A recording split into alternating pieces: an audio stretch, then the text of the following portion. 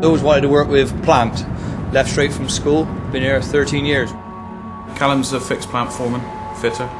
He runs a small team and they maintain the plant, and he does a very good job for us. He's a family man, good fitter, known him for a long time, nice kid. Where we go? I'd already done a couple of jobs that morning and then went over to the secondary to start on the next job. The job that we were tasked with was to change wear plates in A-line hammer mill. Climbing inside the mill for me is a weekly activity, a monthly activity, something I just got used to doing. This day was no different to any other day. Strict isolation procedures are in place due to the severity of the piece of equipment. So we went in and then set about the procedure of isolating the hammer mill that I was due to be working on. I'd locked the door up as I normally would, filled out the isolation form. The plant had been loaded and there were other people working on it at the time, so I tried the two conveyors to see if they would start, which they didn't, but I didn't do this on the hammer mill. So we've got the kit that we needed to gain entry to the mill and proceeded to open up the back door so we could gain entry into it. I was in there probably half hour, 40 minutes total. After we'd fastened the mill back up, we took all the kit back down and put it in the back of the Land Rover. The phone call come through that Callum had finished on the A-line mill. The mill was actually isolated. They couldn't start the plant because they could see that it was actually in the isolated position now. So he phoned me back to say that I had isolated the mill, to which I replied I can't have done, I've just switched it back on. So again, went through the procedure of opening up the door, and as soon as I opened up the cover I realised what I'd done. I locked that part of the plant in the on position so it could have started up. If you're in there and that piece of kit starts, there is no second chance. You will die. It's all operated remotely from a central control room. The operative could have believed that Callum had finished his job, re-energised the plant, and that operative could have pushed the start button to start the hammer mill. The mill could have been started so easily. I don't think you would probably get any closer to it, to death. Well, I was one mouse click away from that mill starting. It was easy to click, that's it. The plant would have started up, Callum would have been sucked into the hammer mill, and it would have been turned into shreds. When I'd realised what I'd done, I felt sick. I just wanted to get my bags and go home.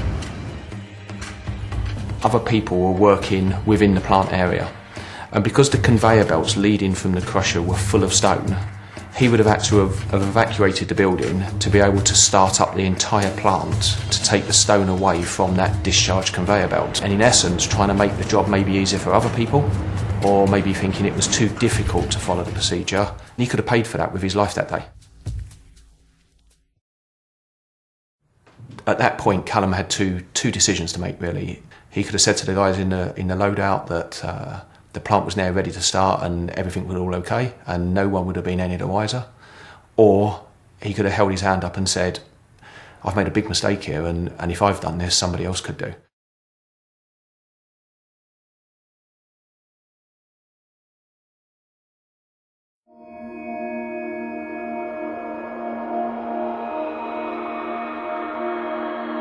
In aggregate industry, there's a poem entitled I Could Have Saved a Life That Day. Somebody, for whatever reason, could make the same mistake again. I was prepared to take the consequences, whatever they would have been.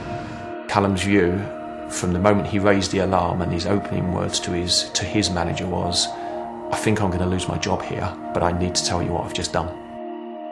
He left site, he drove for a couple of minutes and then he felt he couldn't drive anymore and he pulled over on the side of the road and he broke down. He rang his partner, Kylie, and he told her what he had done. First words were, I've messed up. I didn't know what to say, I couldn't get my words out. I got a little boy at home I didn't want to leave behind. He described it as a push of a button. That would be me gone. What went through your mind when you got off the phone? What if I lost him? Sorry. I could be without a fiance. Jacob could be without a dad. And I'm pregnant. I was in my early stages. So So obviously that brought home that 2 of our children might not have a father and I might not have a fiancé. When he got home, they then sat down for a couple of hours and discuss their future. I thought I was going to lose my job. Wouldn't be able to provide for her and the little boy and the baby.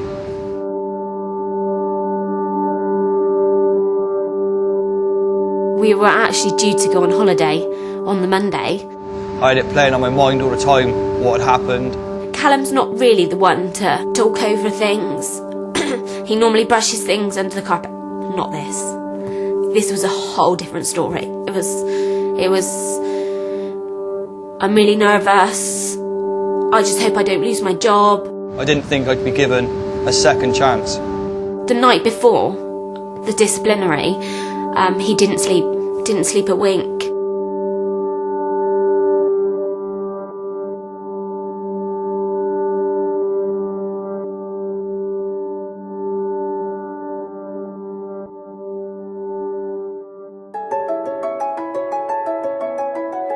We operate what we call the fair and just model.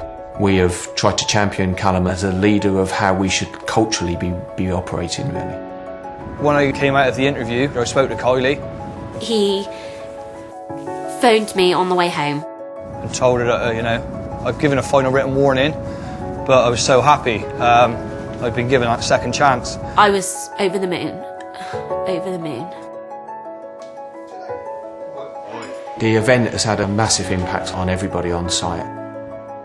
Procedures have been changed. I think everyone's slowed down a little bit and took stock about what we do. It sends a chill through everybody when we talk about it. It's a point that's emotionally affected Callum. I don't think I'll move away from it anytime soon. It's still in my head, still in Callum's head. It was a wake-up call. I was lucky that day. If I had died, I wouldn't have been able to play with my boy. I wouldn't have seen the baby grow up. Callum's future prospects on site are very good. Life moving forward is going to be good.